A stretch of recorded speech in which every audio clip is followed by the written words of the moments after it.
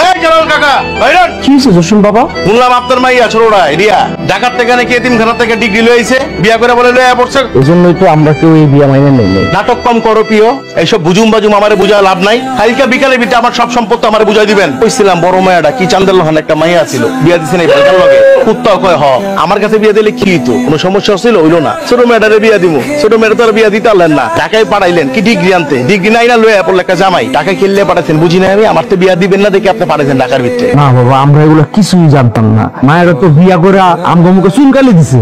রাখেননি আপনার সিনেমার ডায়লগ, বুঝেন নাই? আপনার কোনো পোলা নাই, আল্লাহ আপনারা দেয় নাই। আপনার ভাইয়ের পোলা মানে একমাত্র যোগ্য উত্তরসূরি আমি। আপনার যে সম্পত্তি আছে সবকিছু আপনার অর্ধেক আমার লেখা দিবেন, জিএস পর্চা আর এস পর্চা যা যা আছে কালকার ভিতরে সুন্দর করে আমার সবকিছু লেখা দিবেন। আর যদি না লেখা দেন না তাহলে আপনার ছোট মেয়ারে বুঝছেন তো লয়ে যাবো গা। তোরটা দুইটা বউ আছে ঘরে, তারপর তুই আমার বিয়ে করতে চাস কেন?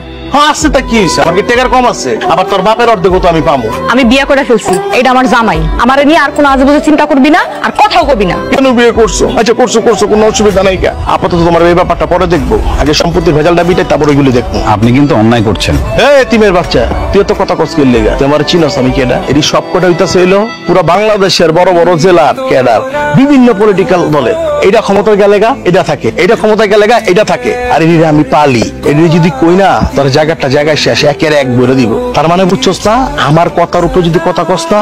দেখছেন আপা, দেখছেন এই ভাইজান হচ্ছে কত ক্ষমতাধর মানুষ। আর আপনার এই যে এতিম কি করতেছে জানেন? এতিম আমাদের মধ্যে ভেজাল বাঁধানোর চেষ্টা করতেছে। আপনি ওর কথা গণায় ধরেন না। আমি কাউরেই গণায় ধরি না চান্দু, তোমারও আমি গণায় ধরি না। আপাতত আমি গণায় ধরতাছি আমার চাচার সম্পত্তি। এখন আমার কি হইব? আমি সম্পত্তিগুলো কেমনে বাঁচাবো? তোর লেগে আজকে আমরা সবাই বিপদে পড়ছি। সব ধ্বংস হয়ে যায়, সব নিয়ে যায় রাস্তায়, তারপরে দাঁড়াই গাছতলায়। আমি আগেই কইছিলাম মায়া মানুষের লেখাপড়া করার জন্য ঢাকা পাঠায় না, পুরো বাড়ি ঘর সম্পত্তি ধরে টান দিল। মায়া মানুষের আসলে এত লেখাপড়া করতে নাই, লেখাপড়া করলেই ওরা তেরামি করে বারামি করে। ওর যদি ঢাকা না পাঠাইতেন, লেখাপড়া না করতে, তুই জসিম ভাইয়ের কাছে বিয়ে দিয়ে দিতাম, তাহলে এত ভেজালের মধ্যে পড়তে হইতো না। জসিম ভাইয়ের ওরে থাপড়ায়া ঠিক মানুষ বানায় রাখে। এটা তুমি কি কথা কইলা? আমি তো ঠিকই কইছি, মায়া মানুষের এত লেখাপড়া করতে হইব কেন? ওদের কাজ হইছে বাড়ি ঘর সামলানো আর স্বামীর কথা মতো চলা। আপনি তো সারা জীবন আব্বার কথা মতো চলছেন, কি চলেন নাই? আমার বউ আমার কথা মতো চলে, কিন্তু আপনার মেয়ে তো আপনার কথা শুনবে না, কারণ সে তো লেখাপড়া শিখে আসছে। আমি এখন করবো নাকি জামাই? ওই জসিমরা যদি সম্পত্তির ভাগ না দেয়, সে তো আমাকে ক্ষতি করবে। আপনি কি করবেন না করবেন আব্বা, এটা আমি কেমনি কমো? এখন তো আর এত সময় নাই। তবে একটা কাজ করো, আমার বউয়ের ভাগের সে সম্পত্তি আছে সেটা আমার বউয়ের নামে লেখা। আমি এত ভেজালের মধ্যে থাকতে চাই না।